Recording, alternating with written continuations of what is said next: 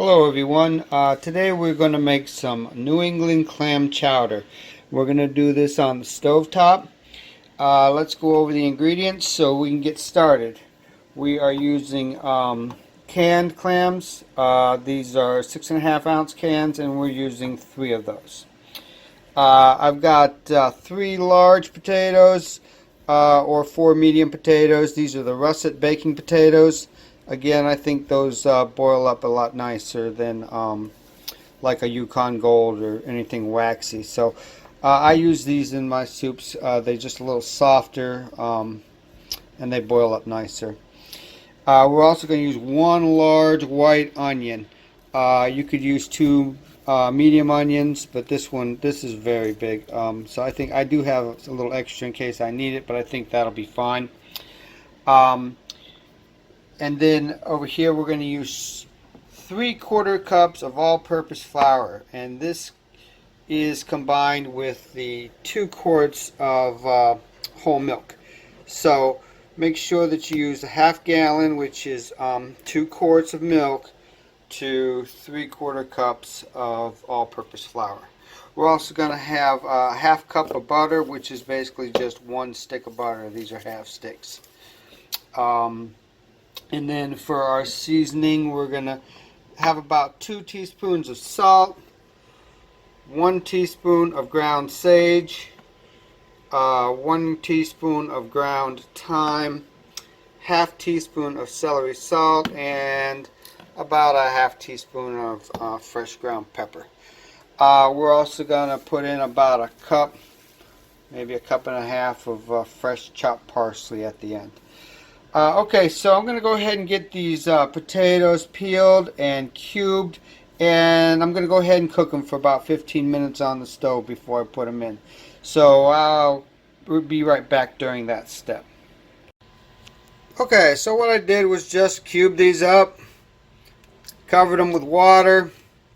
I'm just showing you the size here. Try to get them all about the same size. And all I'm going to do is just cook those till they're tender, and just about practically till they're done. About 15-20 minutes. We'll see how long it takes. And meanwhile, I'm going to get the other stuff ready to go. We're going to start with the onions next. Okay, so I've got this pan heating up, and I'm just going to go ahead and throw the butter in. Let me grab a spatula.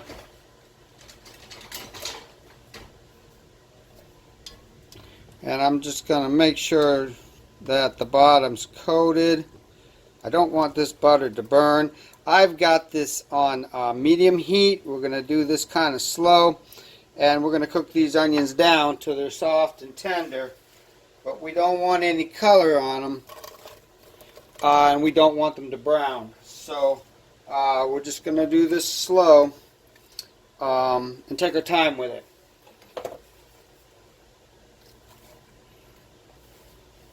Now, I'm not going to put all the spices in right now, but I will start off with the 2 teaspoons of salt, 1,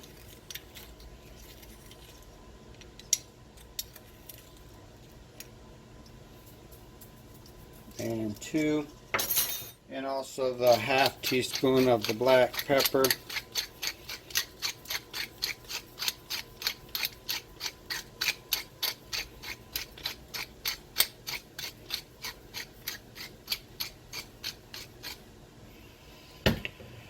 And give it a good mix. This is going to take a while, but this is how we started off. And I'm just going to continue to stir these. I'm not going to let them sit too much. And it's going to take about 10-15 minutes to cook these down. So just keep them stirring, keep them moving, and don't let your heat get too high. That's the trick to these, and I'll be back once they're just about ready, so you can see how far to cook them down. So I'll be back at that point. Okay, so these have been going about 12 minutes. They're really soft. If you eat one, there shouldn't be very little crunch at all to it. So you want them to get real soft. Now at this point, we're going to start adding our flour. And just kind of sprinkle. Remember, it's 3/4 cup flour. And what you want to do is cook that flour for about a minute before you add the cream. I still have this just above medium. I meant the milk, not the cream. But I've got it just about medium. That's the timer for the potatoes. Those potatoes were done in about 14 minutes.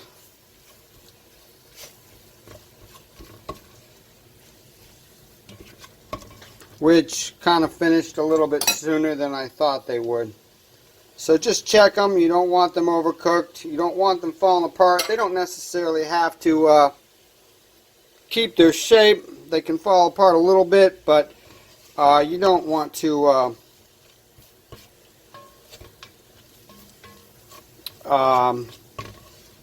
have them too hard or too soft. So, and you don't want them falling apart completely. So be careful there. But the russet potatoes took about 14 minutes cut at that size. If you cut them bigger, obviously they'd take a little longer.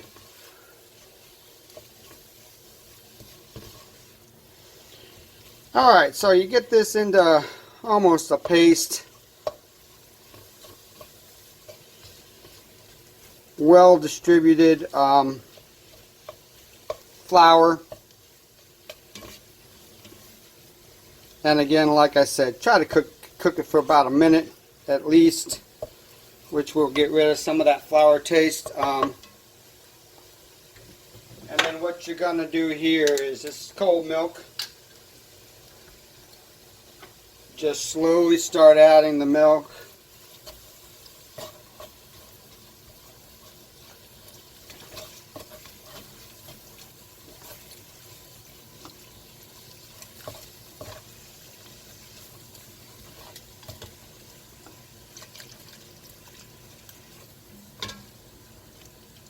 And then just keep working it in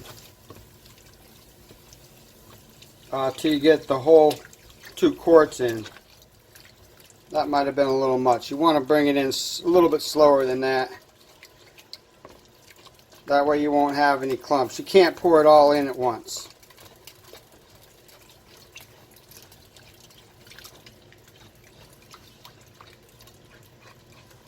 Or it won't mix very well.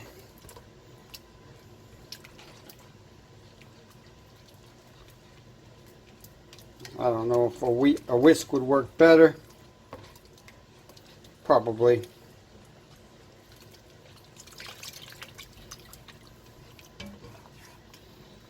I know this is a little bit boring, but for people who have never done this before, just want you to see the whole process so you don't think you're messing up or you thought you ruined it, because sometimes you can think that way. It doesn't always want to mix exactly the way you would expect it, so again, that's kind of why I want to show you the whole step, to show you that it will work. I think I might switch to a whisk.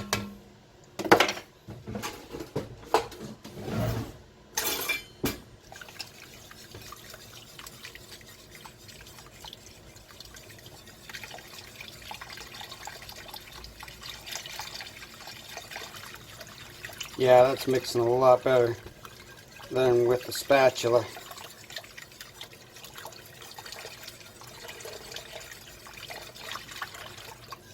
Alright, so this is pretty good. Now what you want to do is bring this to a boil, and it's really cooled off quite a bit from the milk, so I'm going to turn the heat up.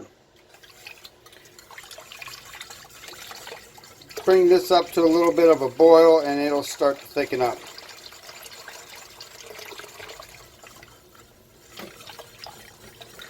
I'll be right back when that gets hot enough, and then we'll go in with the rest of the ingredients at that time.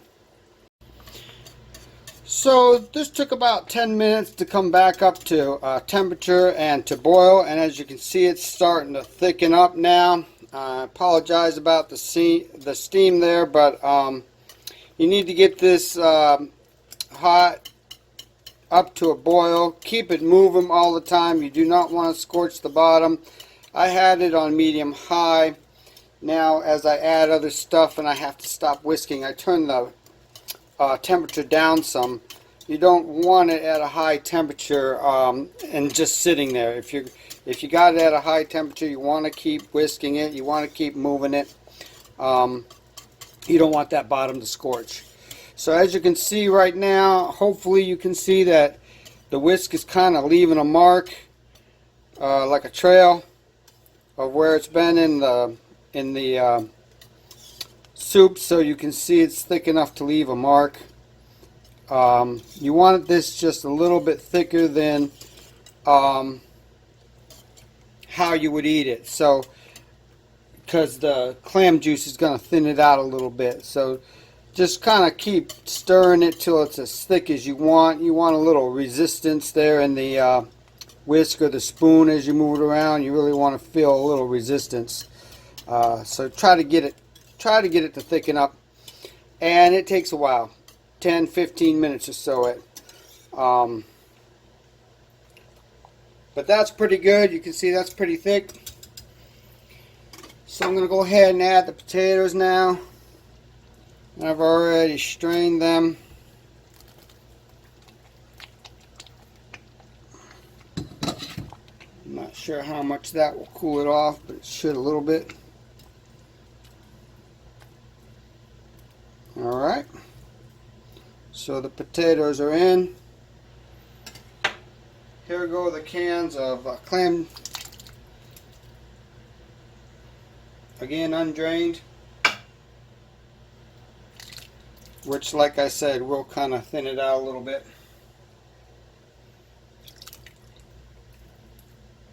And then we're going to cook it for a little bit longer, so it will thicken back up again as well.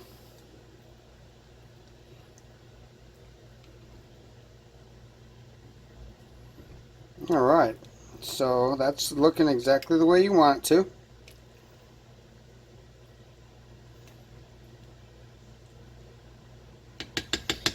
And we're going to go ahead and put our spices in.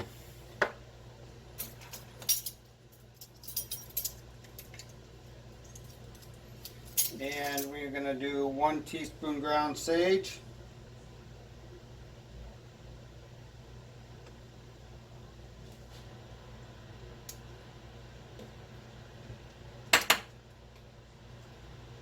One teaspoon ground thyme, and half teaspoon of the celery salt.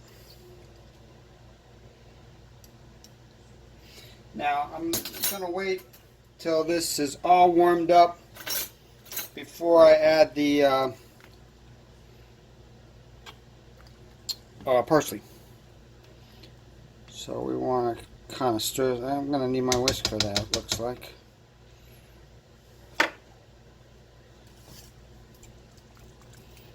That'll break it up a lot better.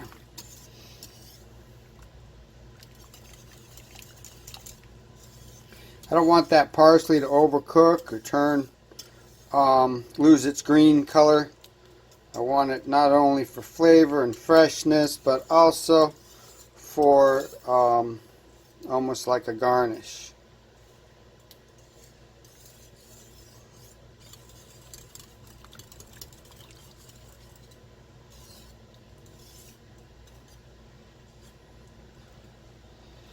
So I'm going to take about 5 minutes to warm this up, cook everything through, and mix everything thoroughly. So I'll be right back when I throw the parsley in, then we'll serve up a bowl.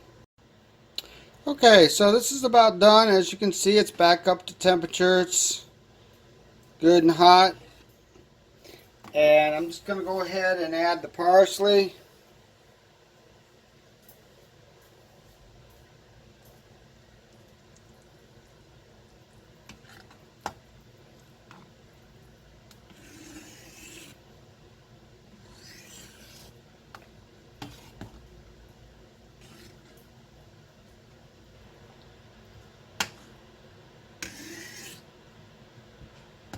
And that's about done.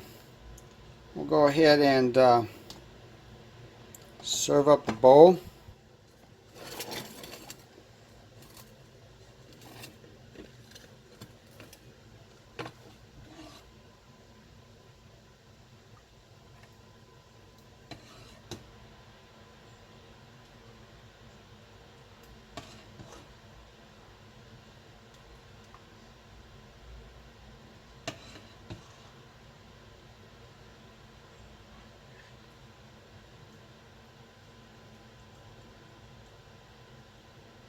And there you have it, New England Clam Chowder.